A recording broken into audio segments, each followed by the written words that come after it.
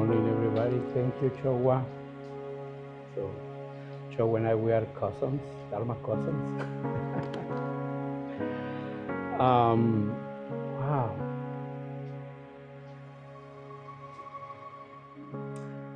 It's really, really good to be here and to have the opportunity to share my understanding of the Dharma, of the Zen Dharma. Before I start my talk, I'd like to express deep gratitude to Sweetwater and to Sensei Roshi Seisan, Roshi Seisan, the appreciation because if you don't know, I live here in Sweetwater for maybe 2 years. I was in a sitting group, and that time it was the four vows, and we asked Seisan and Roshi, they allow us to use the temple, the Sweetwater temple for our sitting and the time off of Sweetwater, and it was Mondays. And that was so, always I will be grateful for that, because it's not easy for temples or Zen centers to share the space. Don't think that, that it's easy for another Sangha to be coexisting in the same place. So anyway, so Seisan really support my beginner, setting the foundation. So what is now Open Gates and Collective, and deep gratitude to Sweetwater Zen Center friends for those times. Thank you. Yeah, so I am here again.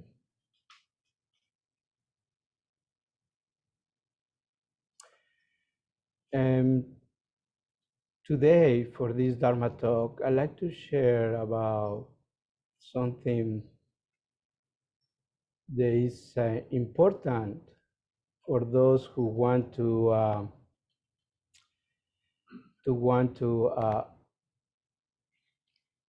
start or the Zen path or the Zen training, for those who are new to this practice, and maybe you found this Zen practice and teaching resonate with you, and you may want to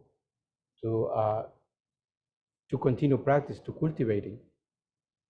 And my own experience doing this path, I would say that I was lucky that in that time in Mexico, it was the only thing that I saw in Buddhist schools in Mexico City, just Zen Buddhism, and it was in that time it was Korean Zen, and then I was not aware. I heard a little bit about Tibetan Buddhism, that I was not aware about Theravada Buddhism, even a Buddhism itself. I was just wanted to learn how to meditate, and then Zen, it was quite a, what was my encounter. And then I stay in the path and the practice. But there is one element that is important in Zen, is the Shin, or retreat, and also a practice period.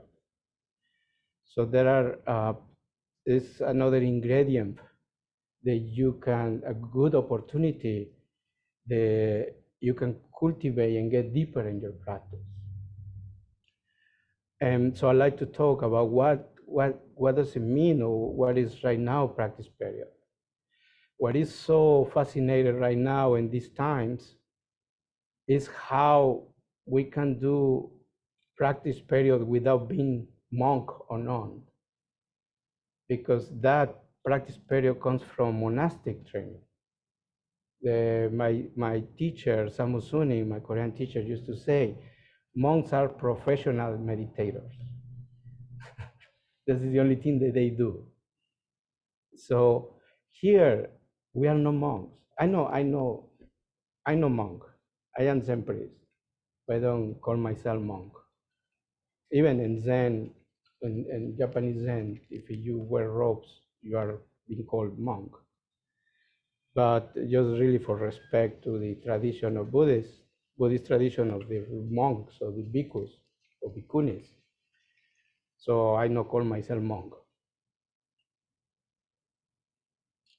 I have many bad habits.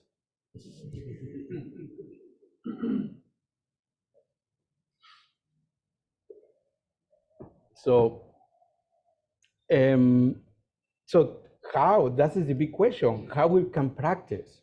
How we can find our sincere practice in our everyday life and with our schedules and not being monastic. So that's what I try to explore today. Um,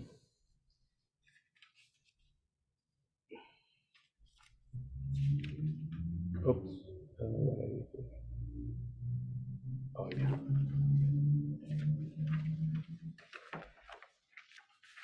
So I I I remember. I think I read in the Three Pillars of Zen long time ago. I think in that book it was the Roshi uh, Philip Kapleau. He mentioned it about some characteristics or elements and Zen training if you want to do this Zen path.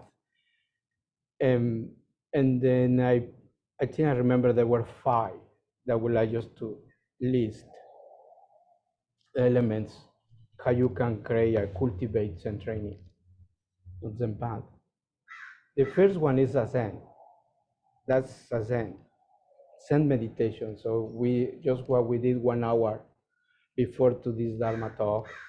That is so important. That I haven't meet somebody that is doing Zen practice without Zazen. Everybody, even you become a teacher or Roshi, you still continue doing that practice. Zazen. Zazen is the core of Zen. So Zazen. Another element that he mentioned it was the Dharma talk. To hear Dharma talk, to hear the teacher. And here's related with Dharma talk, I would say anything that is spiritual teachings, not necessarily a Buddhist practice. But now we are so fortunate to have the internet and then to have the podcast, and there are so much there. If you can have the opportunity to listen one Dharma talk weekly, that will be just great, It's really supporting you, the practice. The Dharma talks are intention to inspiring you to continue practicing. And another element and Zen is Samu. And Samu means work practice. I guess everybody has a job. If you don't have a job, so you have some kind of work. It doesn't have to be, like a paycheck, but you clean dishes or clean your house or some kind of activity or gardening or cooking, gardening, the physical activities. So Samu is very important element in Zen practice because allow us to take this why like you are sitting for so long that your body gets so still, and then there's all the time in this position of sitting and zazen.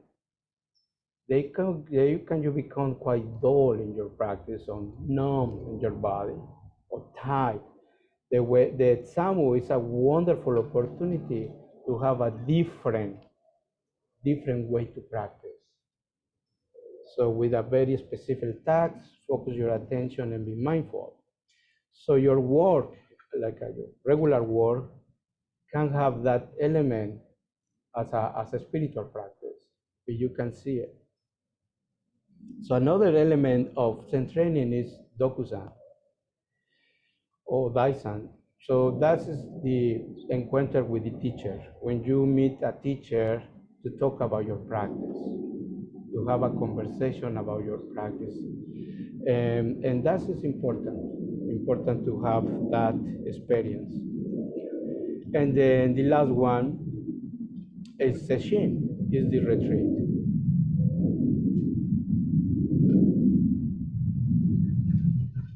I think for me, uh, when I did my first session in Mexico after 1 year of sitting with a sangha weekly, um, my teacher, my Korean teacher came. He used to go once a year to do a sessions in Mexico.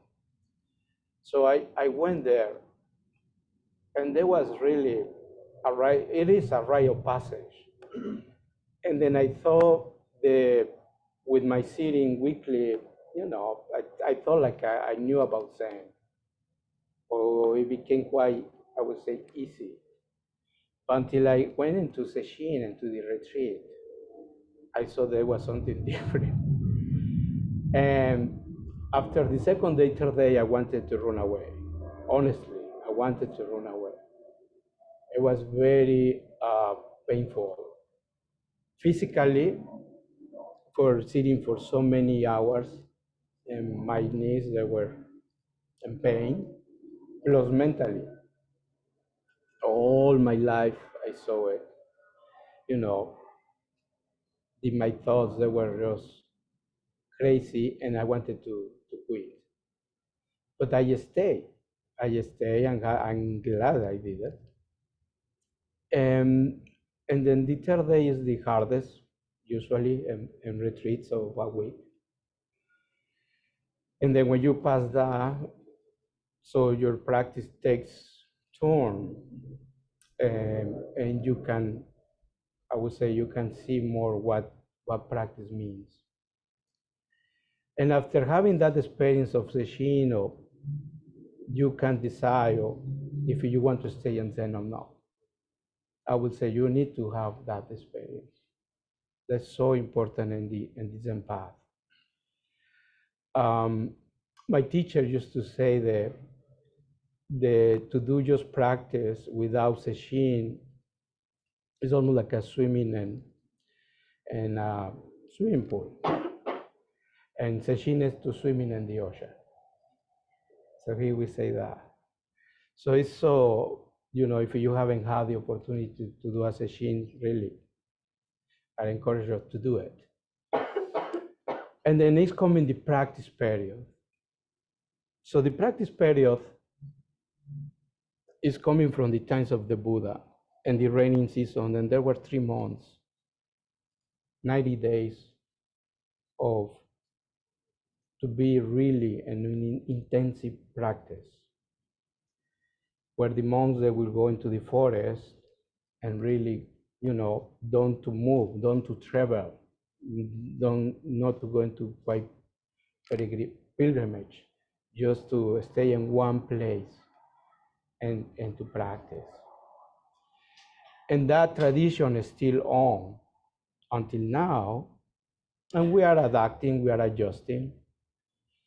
So, and now in Zen, we call Ango. And Ango is a Japanese word that means peaceful dwelling. Peaceful dwelling. And then in Zen centers, usually they have, 2 practice periods per year. It could be a spring and fall, or summer and winter. Different places are in different schedules or different ways to do it. But when I was in Paya Zen Center, we do it only 1 month. And now I think now they have 3 practice periods: it's winter, spring, and fall. So, and it was a month, and the practice period depends the length. You have sessions, sometimes sessions in the beginning, session in the middle, and session in the end. For sure, session in the end. Usually you end the practice period with a session. So this residential training, is so important. um, because the intention is to reduce any extra activity that usually you do when you live in a residential center doing practice. So you have zazen every day, and my time when I live in Upaya, there was 3 times. It was before breakfast, before lunch, and before dinner. So that were the zazens every day, and then some between the meals and work practice. And during practice period, you will reduce the SAMU, the work practice, and instead to have so much work practice, you will have seminars or study and more zazen. So, while the daily, like a daily structure, it will be four times zazen. It will be the last one after dinner. And then deeply encourage about noble silence. So you spend more quiet and period of study, and then your days are very structured, and there are no what we call days off. So even your time off is still as it's just hours um, during that month, and you are not allowed to leave the space. So you stay inside, and you can hike in your time off. There are anyway over there. There are beautiful trails around the center, and you stay there. You stay there. Um, so that is quite, I would say, residential. But and like I said, these practice periods are coming from monastic living. So monks and nuns, they live that way. So just they intensify more into those periods. Um, and then the residential training or any practice period, I see that there are some important ingredients that still that are very valuable that we can cultivate or practice. Is to create what we call the container. When you create the container, that you can have, the opportunity to cultivate your practice. It doesn't matter if you are really living in a center of if you are outside, that you have to continue doing your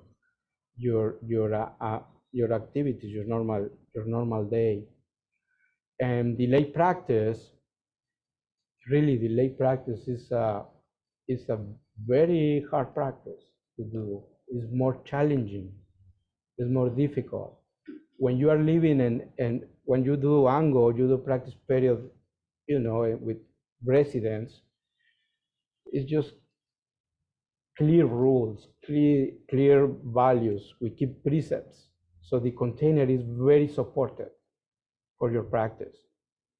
But when you don't have that, when you are working, that you are in practice period and your coworker, it doesn't matter if you are in practice period or not. Or if you go to the store, you have to do your regular activities. People have different values. So this is a different relationship. So it's more challenging, more difficult to practice. So, but the ingredients that I saw in both, and it doesn't matter if it's residential or it's lay, the important in this case, in this practice, is discipline. And discipline is no, it doesn't sound good to ourselves when we hear the word discipline. So discipline is to learn how to be disciplined, how to learn how to focus. And the way how we build this discipline is by a schedule, by a structure, to create a structure, to create some kind of agenda. So that is going to make us to build that discipline. Um, it's just you can try like you can make a schedule for your meals and see if you can keep it that schedule. It's very hard. Or just the schedule to go to bed at a certain time. I'm gonna go to bed 9 o'clock or 10 o'clock, and it's very hard to keep that the same time. So the or mind or ego wants to do something else except that thing that we are committed to.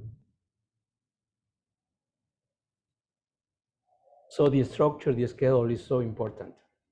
Is the and and and then we say this is the dharma. The schedule is the dharma.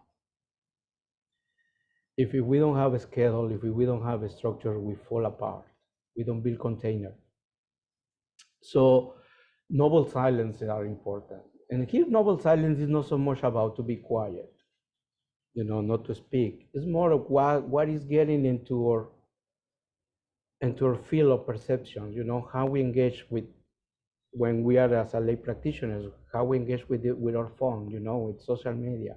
If we can reduce that, if we really can stay away from that, that's noble silence. Um, and another important, the practice period is some kind like a mirror to see, our patterns, the way how we interact in our lives. The things so when you are in practice period, you see where your suffering will come, where it comes out. What are the hooks? What are the triggers? The bad habits that just your pattern, your conditioning, you see your conditioning because you are in a structure. And then the power of practice period is the Sangha, like you have agreement with the Sangha. We are going to do this, we are going to meditate this time, we are going to eat at this time. So you agree. And then, and that just your preferential mind starts showing out that you want to do something different outside of the group. So the group pulls you back to your practice to get up from your self-centeredness. So here you see your conditioning and you see your preferential mind and you see your bad habits. When you want to cheat, to do the shortcuts, and you see it there. That is what is the power of practice period. And through those challenges, what happened is that's the way how we grow. So we see our conditioning, we see our patterns, the cause of suffering. We start seeing what we have in this moment is not enough. That something is missing. And we experience that thing that pulls us out, that this moment, this reality, this present is not enough. That you want something else to be entertained, looking for comfort, looking for pleasure, for more excitement. So you see the routine of the schedule and practice period is boring.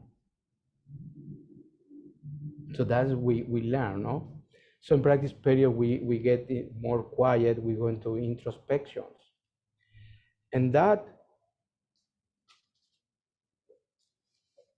the structure, what is the gift of that container? The container is to learn about concentration, about focus. You learn how to concentrate your mind. You learn the power of concentration. And when you experience that concentration mind, that focus mind, you have the insights.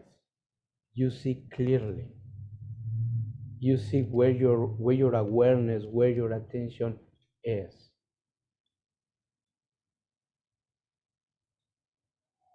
Usually we say, you are taking the driving seat.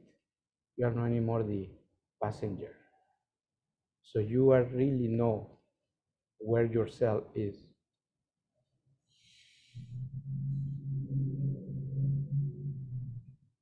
in lay practice periods, like a periods right now in these times, is about how we use our ingredients, what we have. I think you do Zoom, like a practice period Zoom too. Yeah. So some people, they don't have the opportunity to be in person and the temple and the sendo, and then we have only Zoom, and then Zoom is very very valuable tool. If this is what we have right now, we commit to turn off our device and sit with the sangha. Um, I have done several practice periods in person, but with interaction in Zoom, and also doing interviews in Zoom as well, or Dokusan. And then I heard that so much value for people. They are so far away from the center. They think that maybe uh, never will attain in person, because they are in different countries or very remote areas. And then you see the importance, to have this camera there and seeing this endo.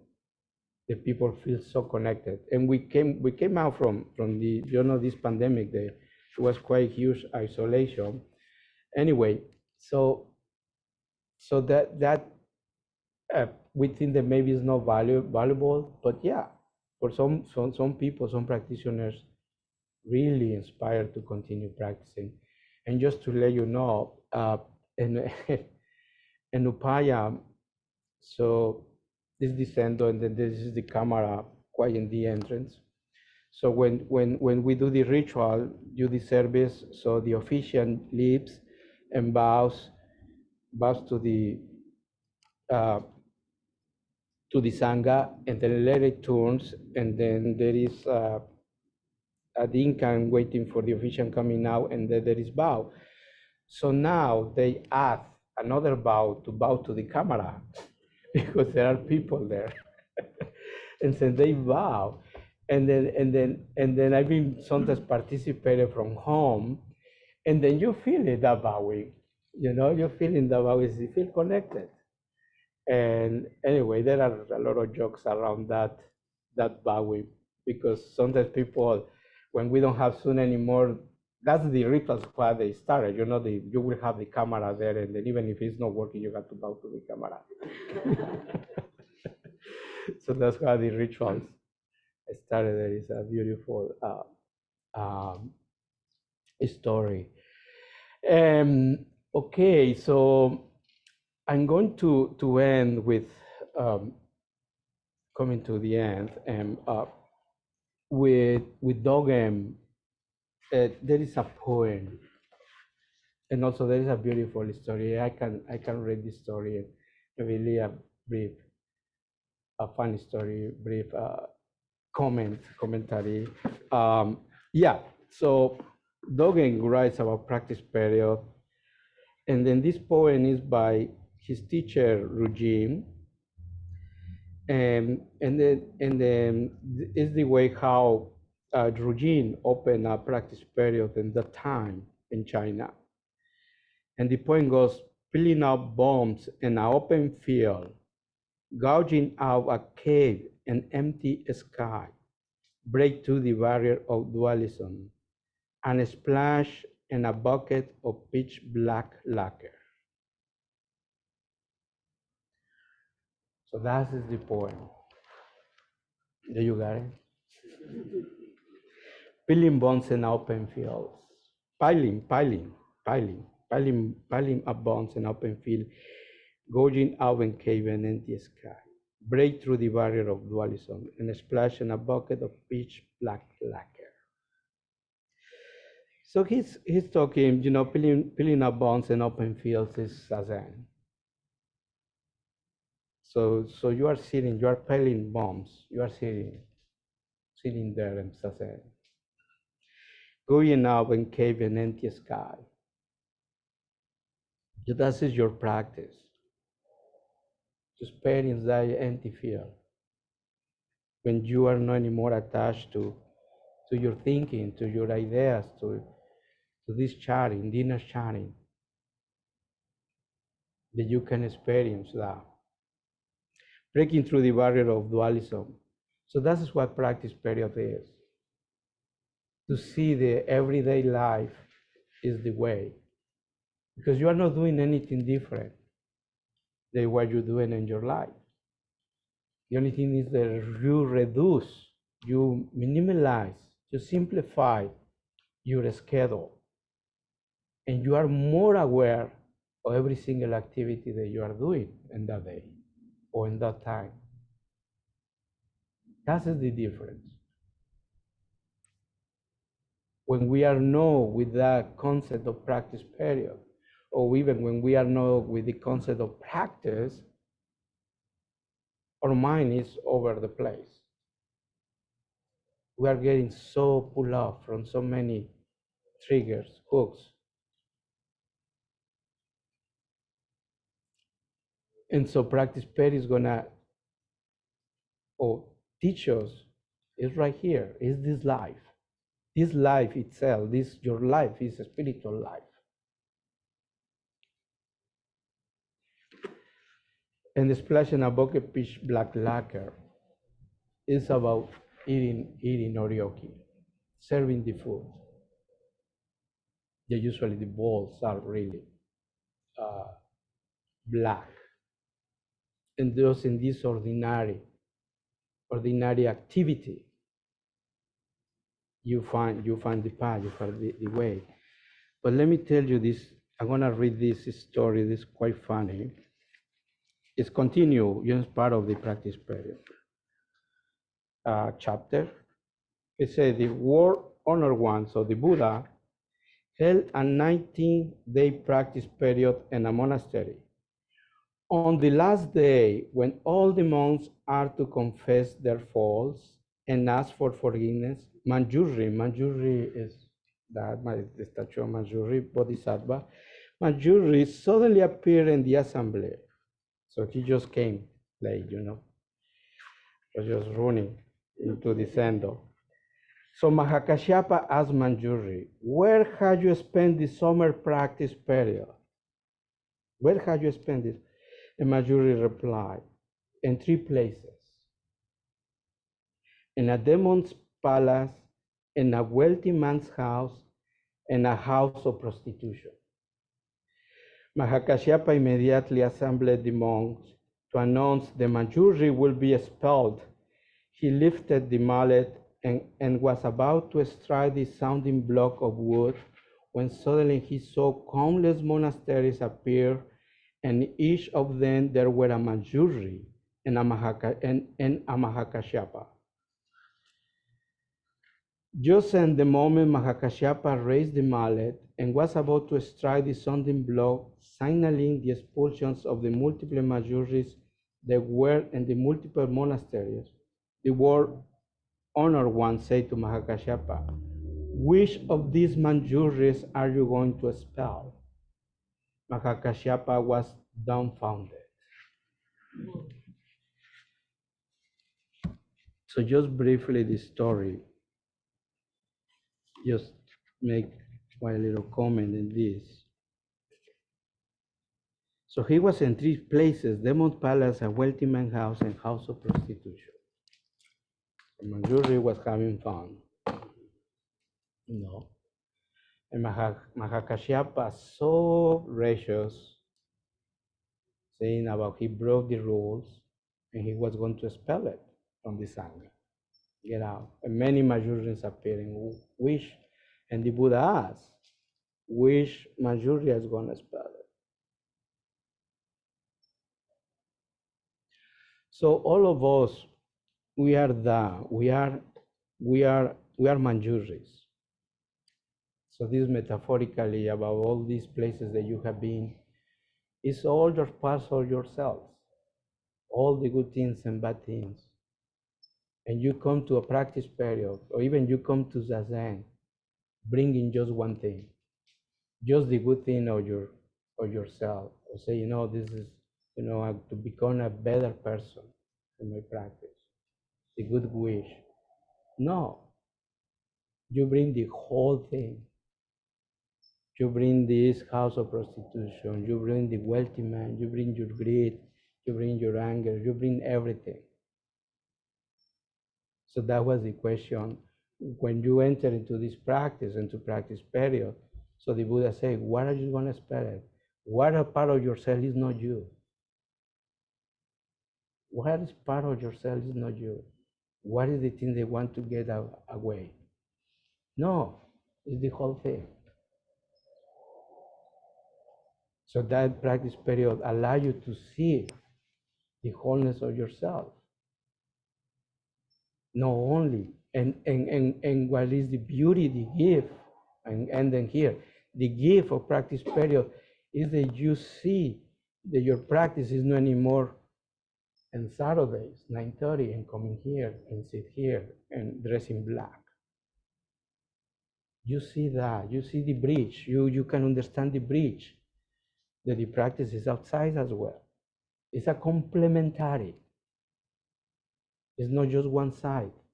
So that was the Mahakashapa saying, no, this guy out bad, so gonna get out. No, it's the whole Manjuri, the many Manjuri manifested. Thank you so much. I went over the time. Suppose I was not gonna say anything.